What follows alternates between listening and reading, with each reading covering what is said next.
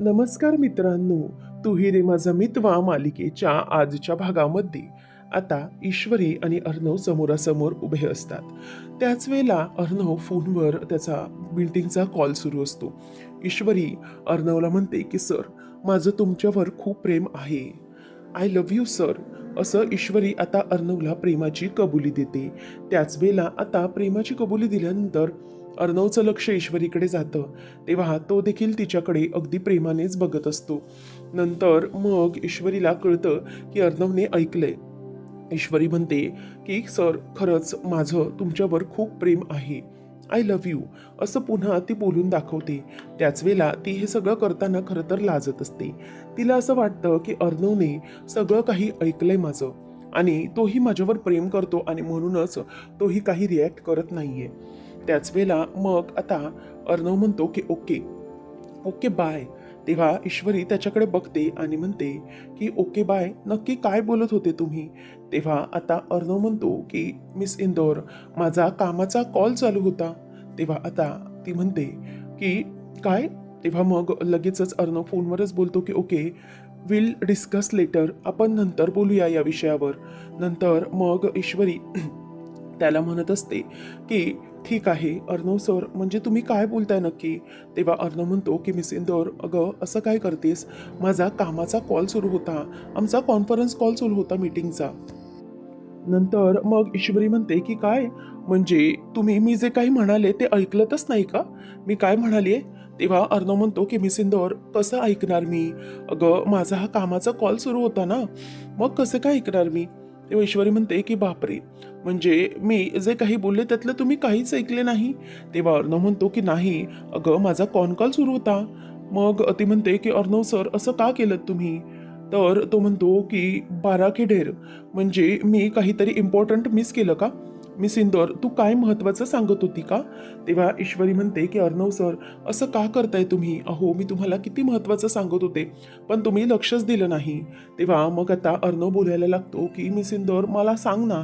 तेव्हा ती वैतागते आणि म्हणते की काय तुम्ही पण सर. ती वैतागून चिडून पाय आपटत निघून जाते आणि अर्णव तिथे उभ्या असणाऱ्या एका मुलाला सांगतो की एक मिनिट थांब. अरे बायको आहे माझी, थोडीशी वेडी आहे पण बायको आहे माझी. तेव्हा तो मुलगा पण ते ऐकून आता अर्णवकडे बघतच राहतो आणि स्वतःच्या फोनमध्ये बघत पुन्हा निघून जातो. अर्णवला आता हसायला येत असतं की नक्की काय झालं असेल, मिस इंदौर काय बोलली असेल. ईश्वरी रूममध्ये येते आणि म्हणते की असं कसं करू शकतात अर्णव सर, म्हणजे मी त्यांच्याशी इतकं महत्वाचं बोलत होती, माझं त्यांच्यावर प्रेम आहे, मनातलं सगळं सांगत होती, पण ते मात्र अजिबातच ऐकायला तयार नाही आहेत. नक्की काय करू मी आता सरांचं? तेव्हा ती म्हणते की सरांनी ऐकलंच नाहीये, इतकं महत्वाचं सांगितलं. पण इशू, एक गोष्ट तुझ्या लक्षात येते का? तू आता अर्णव सरांच्या प्रेमात पडली आहेस आणि अर्णव सर तुला आता आवडायला लागले आहेत. ती आता मनातूनच खूप खुश होत असते. फायनली तिचं अर्णववर प्रेम आहे हे ईश्वरीच्या लक्षात आलेलं असतं. ईश्वरी म्हणते की आता मी सरांना सांगितलं, त्यांनी ऐकलं नाही ते ठीक, परंतु मला हे तर लक्षात आले की माझं सरांवर आता प्रेम जडलंय आणि मला सरांनी सांगितलं होतं की कधीतरी एकदा प्रेम करून बघ कोणावर तरी. तेव्हा आता ईश्वरी म्हणते की सर, माझं आता तुमच्यावरतीच प्रेम जडले. तर हे सगळं होत असताना ईश्वरीला अर्णव विषयीच्या सगळ्या आठवणी आठवत असतात. लग्न झाल्यानंतर पहिल्यांदा ईश्वरीला जेव्हा तो माहेरी घेऊन येत होता, त्यावेळेला गाडीमध्ये त्याने एका रस्त्यावरच्याच फुलवाली जवळून फूल घेऊन ईश्वरीला दिलेलं असतं आणि तिला ते दिल्यानंतर ती तेव्हा खरं तर रागात होती, परंतु आता ते प्रेम तिला जाणवत असतं. नंतर ईश्वरी प्रत्येक वेळेस अर्णव सोबत रागाने आणि चिडचिड करून वागत होती, परंतु तरीही अर्णव तिला प्रत्येक बाबतीत सावरत होता. ईश्वरीचा जेव्हा जेव्हा तोल जात होता तेव्हा तेव्हा तो तिला सावरत होता. आणि हे सगळं होत असताना आता अर्णवलाही, म्हणजे अर्णवने कशा प्रकारे प्रत्येक वेळी तिची साथ दिली, हे सगळं सगळं तिला आता आठवत असतं. आणि नंतर मग ईश्वरी ही जेव्हा पहिल्यांदा लग्नाच्या विधी करण्यासाठी खाली उतरत होती, तेव्हा ही पायऱ्यांवरून चालत असताना तिचा तोल जात होता, अर्णवचा हात तिने धरला. आणि हे सगळं सगळं आता ईश्वरीला आठवतं. आणि सुरुवातीला ती बॅग्स काढत असताना ही तोल जाऊन अर्णवच्या खांद्यावर पडत होती, हे सगळं आता तिला आठवत असतं. आणि यामुळे तिचं मन अगदी मस्त होऊन गेलेलं असतं. प्रेमाच्या सगळ्या आठवणी समोर येत असतात आणि ईश्वरी अर्णव हे एकमेकांच्या सोबत कसे असायचे, ईश्वरीचा हात भाजल्यानंतर अर्णव तिच्या हातावर कशी फुंकर मारत होता प्रेमाने आणि तो तिच्या कसा जवळ जात होता हे सगळं आता ईश्वरीला अगदी खुश करून जात असतं. ईश्वरी घालतच असते तिचा पदर असा लांब करून अशा छान अशी स्वतःच एकटी प्रेमाने स्वतःच्या डान्स करत असते आणि याचमुळे तिचं आता जीव अगदी वेडापिसा झाल्यासारखाच झालेला असतो. आणि त्याच वेळेला आता अर्णव हे प्रत्येक वेळेला तिला म्हणायचा की मी सिंदूर तू कधी कोणावर प्रेम केलंस का, जर नाही केलं तर करून बघ, एकदम भारी फिलिंग असतं. आणि ईश्वरीला आता जाणवतं की अर्णव सर माझं तुमच्यावरच प्रेम आहे. आणि अर्णव आता बाहेर आल्यानंतर दिसतो की डेकोरेशन करत आहे ॲनिव्हर्सरीसाठी. त्याच वेळेला तिथे नमू त्याला मदत करत असते. ईश्वरी नमूला बाजूला करते आणि स्वतः त्याच्याबरोबर आता उभी राहते आणि त्याला ते हार वगैरे म्हणजेच लावण्यासाठी डेकोरेशनचे देत असते. त्याच वेळेला तिला आणखी एकदा आठवतं की जेव्हा आता इनॉग्रेशन झालेलं असतं त्यानंतर अर्णवला लावण्याने नशा करायला दिल्यानंतर अर्णवच्या अंगावरतीच ईश्वरी कशी पडलेली होती आणि तो कसा लहान मुलासारखं तिच्यासोबत वागत होता हे सगळं सगळं तिला आठवतं. त्यानंतर मग आता अर्णव हा ईश्वरीला बघतो आणि हार लावायला जातो. तेवढ्यातच आता अर्णवचा तिथे तोल जात असतो आणि त्याचा तोल जात असताना पटकन ईश्वरी त्याचा एक खांदा सावरते आणि तो खांदा अगदी ती व्यवस्थितपणे धरते. अर्णवकडे ईश्वरी अगदी आता प्रेमानेच बघू लागते. आता अर्णव हे सगळं बघत असताना ईश्वरीला म्हणजे त्याचं लक्षच जात नसतं. एकमेकांपासून ते नजरच वेगळी करत नसतात कारण की अर्णव आणि ईश्वरी त्यांना तेवढंच छान असं वाटत असतं. त्याच वेळेला आता अर्णव एका हाताने ते भिंतीवरती माळा लावायला चाललेले असतो फुलांच्या, परंतु त्याला ते जमत नसतं. ईश्वरीने अर्णवचा हात अगदी घट्ट धरून ठेवलेला असतो आणि तिला पुन्हा आठवतं की जेव्हा त्यांच्या घरामध्ये फंक्शन होतं म्हणजेच दिवाळीची पार्टी होती त्यावेळेला अर्णवने कशाप्रकारे सगळं काही ईश्वरीच्या मनासारखे केलेले होते आणि त्याचबरोबर ईश्वरी आणि अर्णव कसे एकमेकांच्या अंगावर पुन्हा पडलेले होते ते सगळं सगळं आता तिला एक एक करून आठवत असतं.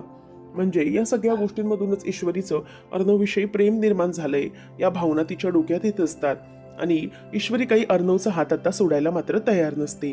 मग अर्णव मागे वळून बघतो आणि त्याच्या लक्षात येतं की एका हाताने त्या स्क्रूवरती फुलं मला व्यवस्थित लावताच येत नाहीये. म्हणूनच ईश्वरीला तो आता खुणवतो की मिसिंतोर माझा हात सोड. तेव्हा ईश्वरी आता त्याचा हात सोडते आणि अगदी गालातल्या गालातच हसतच त्याच्याकडे बघत असते. आणि ईश्वरीच्या लक्षात येतं की ईश्वरी आता अर्णवच्या प्रेमात एकदम पागल झालेली आहे. नंतर मग ईश्वरी ही आठवते लग्नाच्या वेळेला कशा प्रकारे अर्णव तिच्यासोबत वागला होता. ईश्वरीला आवडत नसतानाही अर्णवने जेव्हा ईश्वरीच्या भांगात कुंकू भरलेलं होतं त्यावेळेला ते कुंकू भरत असताना ईश्वरीच्या नाकावर ते कुंकू थोडंसं पडलेलं असतं आणि अर्णव स्वतःच्या रुमालानेच तिच्या नाकावरचं ते कुंकू अगदी व्यवस्थितपणे पुसून देत असतो. म्हणजे छोट्या छोट्या गोष्टीतही असणारी ईश्वरीविषयीची अर्णवची काळजी तिला आता आठवू लागलेली असते आणि त्यातूनच तिचं प्रेम आणखीनच वाढत चाललेलं असतं. आता ती फुलं म्हणजेच त्या माळा आणण्यासाठी बाजूला येते. त्याच वेळेला आता अर्णव हा ईश्वरीकडे बघत असतो म्हणजेच ईश्वरीच्या बाजूला आणखीच अर्णवचा भास तिला होतो आणि तो ईश्वरीला असं हातानेच हार्टशेप करून दाखवत असतो आणि त्या दोघांचंही प्रेम कसं एकमेकांशी घट्ट आहे ते तिला जाणवतं. आणि त्याच वेळेला ती आता जेव्हा बाहेर बघते आणि समोर बघितल्यानंतर तिच्या लक्षात येतं की तिथे अर्णव असतो. म्हणजे अर्णव तिला आवाज देतोय की मिस इंदोर इकडे ये. परंतु हे सगळं आता त्याला आठवतं आणि मग ती त्याच्याकडे बघत राहते की मी चुकले. याचा अर्थ अर्णव सर हे मला फक्त भास देत आहेत, खरे अर्णव सर तर समोर उभे आहेत. ते तिला लक्षात येतं आणि तेवढ्यातच ती त्याला माळा द्यायला जाते. एक्स्ट्राची जी माळ असते ती अर्णव आता ईश्वरीच्या गळ्यातच ठेवून देतो आणि ती माळा तिच्या गळ्यात ठेवल्यानंतर ईश्वरी मात्र आता बघतच राहते आणि तिला आठवतं ते म्हणजे अर्णवने लग्नात तिला घातलेली माळ म्हणजेच तिला घातलेली वरमाला हे तिला आठवतं. आणि त्याच गोष्टीमुळे ईश्वरीला आता वाटू लागतं की खरंच पुन्हा माझं आणि अर्णव सरांचं लग्न झालंय की काय. त्याच आठवणींमध्ये ती हरवून जाते. आता त्या दोघांनीही एकत्र घेतलेली सप्तपदी वगैरे सगळं सगळं काही आता अर्णवला आठवू लागलेलं असतं. ईश्वरीने अर्णवला सप्तपदी चालताना हातात दिलेला हात, ईश्वरी हे सगळं काही विसरू शकत नसते.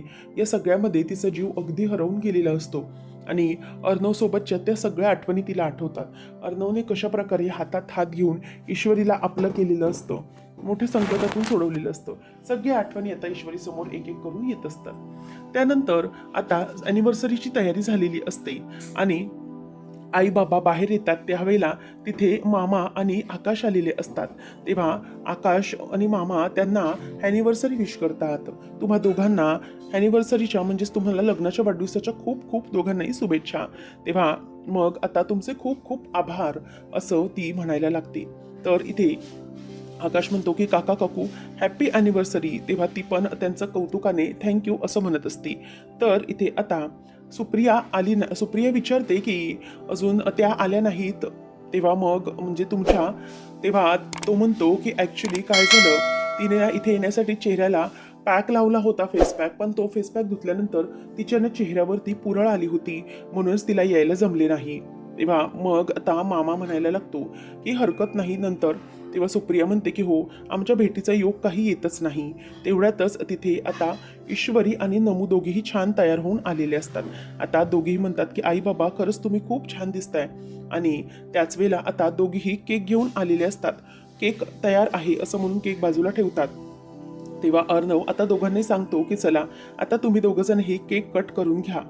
ईश्वरी अर्णव दोघंही खूप खुश असतात आणि अर्णवची जी काही इन्व्हॉल्वमेंट असते ती पाहून ईश्वरीला खूप आनंद होत असतो.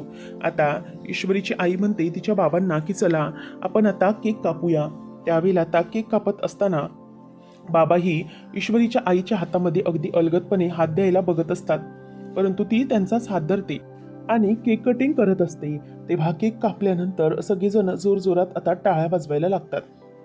ईश्वरी ही आई बाबांना केक भरवायला बघते. सुप्रिया अगोदर बाबांना केक भरवते.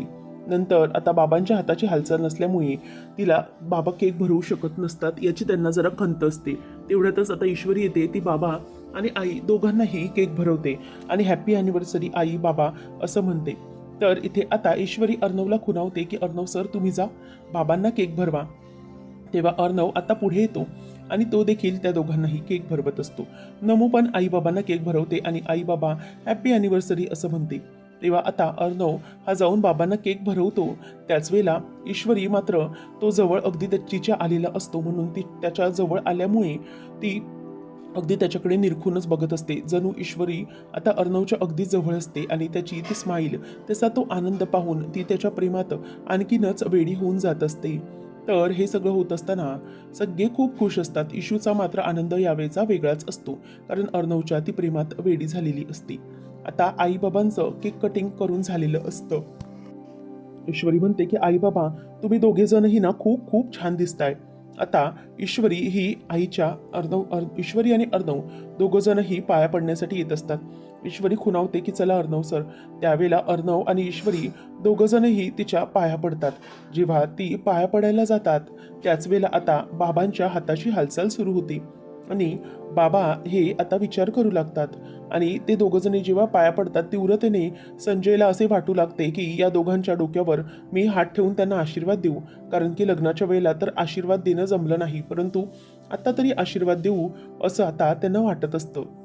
आणि त्याचमुळे आता संजय अगदी देवाचंच नाव घेऊन त्यांच्या डोक्यावरती हात ठेवायला जातात. आता त्यांच्या हाताची होतो होणारा थरकाप पाहून अर्णव ईश्वरी यांना जबरदस्त आश्चर्याचा धक्का बसलेला असतो आणि मग तो ते सगळं बघतच राहतो. तेवढ्यातच इथे आता ईश्वरी ही बाबांनी डोक्यावर हात ठेवल्यामुळे खूप खुश होते. ती म्हणते की बाबा तुम्ही माझ्या डोक्यावर हात ठेवलात. तेव्हा आता अर्णव बाबांचा हात पकडतो, ईश्वरी पण बाबांचा हात पकडते आणि फायनली त्यांनी जे काही केलेलं असतं त्यामुळे ते अगदी मोठी अचिव्हमेंट असते. हातांची हालचाल होणं ही एका माणसासाठी म्हणजेच लुळ्या माणसासाठी खूप मोठी अचिव्हमेंट हे सगळ्यांना लक्षात आलेलं असतं आणि त्याचमुळे अर्णव म्हणतो की ही खूप मोठी अचिव्हमेंट आहे काका काकू, तुम्हाला माहिती आहे का? ईश्वरी म्हणते की हो आई, अगं बाबांनी हात हलवला आहे. त्यावर आता लगेचच पुढे सुप्रिया म्हणते की याचा अर्थ असा आहे की बाबांनी खूप मोठी अचिव्हमेंट केलेली आहे. त्याच वेळेला आता लगेचच पुढे अर्णव म्हणतो की एक मिनिट मी डॉक्टरला फोन लावतो, बोलतो मी त्यांच्याशी, हे लगेच त्यांना मला कळवलं पाहिजे. तेव्हा अर्णव पटकन बाजूला जातो आणि डॉक्टरला कॉल लावतो आणि कॉल लावल्यानंतर तो म्हणत असतो की डॉक्टर एक मोठी गुड न्यूज आहे. काकांचा हात आता हलायला लागला, म्हणजे त्यांनी त्यांच्या हाताची हालचाल केली आहे. तेव्हा मग डॉक्टरनं म्हणतो की या it's a very great achievement, I am so happy. आणि खरंच हो ना, मला खूप थँक्यू, आभार आभार तुमचे डॉक्टर असं म्हणून आता अर्णव म्हणत असतो की म्हणजे हे सगळं जे म्हणताय ते खरं आहे का? ओके ओके, आम्ही सगळी काळजी घेतो. तेव्हा मग आता लगेच अर्णव म्हणतो की मिस इंदोर, माहितीये का आई बाबा डॉक्टर काय बोलले? डॉक्टर, एक मिनटं मिस इंदोर बाजूला हो.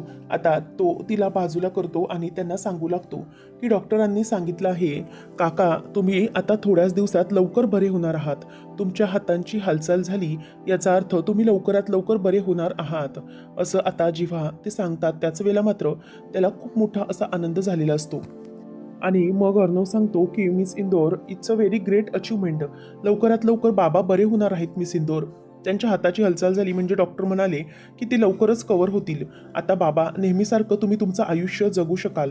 नेहमीप्रमाणे तुम्ही फिरू शकाल. तुमच्या पहिल्यासारख्या सगळ्या गोष्टी तुमच्या आयुष्यात येतील बाबा. I am so happy. मला खरंच याचा खूप आनंद झालाय. तेव्हा तो आनंद पाहून मामा आणि आकाश यांनाही खूप बरं वाटत असतं. तेव्हा आता ईश्वरी अर्णवकडे बघतच राहिलेली असते, कारण की अर्णवचा जो आनंद असतो तो अगदी गगनात मावेनासा झालेला असतो. आणि ईश्वरी विचार करते की खरंच अर्णव सर माझ्या फॅमिलीविषयी किती तळमळ आहे त्यांना. म्हणजे माझ्या फॅमिलीत इतकं चांगलं घडतंय आणि ते पाहून त्यांना किती बरं वाटतंय. खरंच माझ्या फॅमिलीला त्यांनी अगदी मनापासून आपलंसं केलंय. ईश्वरीला अर्णवचा तो आनंद पाहून खरंच खूप मजा येत असते आणि त्याचमुळे आता ती गालातल्या गालात त्याच्याकडे हसत बघत असते. तर इथे आता वल्लरीचं वेगळंच सुरू असतं. ती एखादी पेटी घेऊन आतमध्ये येते आणि तिच्या रूममध्ये गपचूप येऊन बसते आणि मग ती पेटी अलगदपणे उघडते आणि म्हणते की आता बरं झालं, ती अंजली गाढ झोपलेली आहे. आता ती गाढ झोपलेली असतानाच या गोष्टी मला अगदी व्यवस्थितपणे बघता येतील आणि ही जुनी भूतं ना अशी शांततेतच समोर उघडायला हवीत. कोणालाही ती दिसता कामा नये. आणि खरं तर ही जुनी भूतं आहेत ना, ही कशी बाहेर काढायची हे जर पाहिल्यानंतर अंजली आणि तो अर्णव या दोघांच्याही चेहऱ्यावरचा कसा रंग उडणार आहे. त्या दोघांच्याही आयुष्यात इतका मोठा हादरा लागणार आहे ना की ती ईश्वरी आणि तिची आई या घरात विलन बनून जाणार आहेत. किती काही झालं तरीही त्या दोघांना मी काहीही आता घरात स्थान मिळू देणार नाही. त्या ईश्वरीला काय वाटतं की ती या घरची मालकीन बनणार आहे? अजिबात नाही. मी कधीच ते होऊ देणार नाही. त्या वल्लरीचा तो त्या सुप्रियाचा जो काही भूतकाळ अर्णवच्या बाबांशी निगडीत आहे हे जेव्हा अर्णवला समजेल ना, त्यावेळेला मात्र अर्णव हा पूर्णपणे ईश्वरीला बाजूला करून टाकेल आणि हे सगळं मला केलंच पाहिजे लवकरच. तर इथे ईश्वरीची आई म्हणते की खरंच आजच्या या अॅनिव्हर्सरीच्या दिवशी आम्हाला देवाने खरंच खूप मोठं सरप्राईज दिलं. सुप्रिया म्हणते की हो अर्णव, हे फक्त तुमच्यामुळे शक्य झालं बरं का. तुमची जी मेहनत होती ती समोर येते.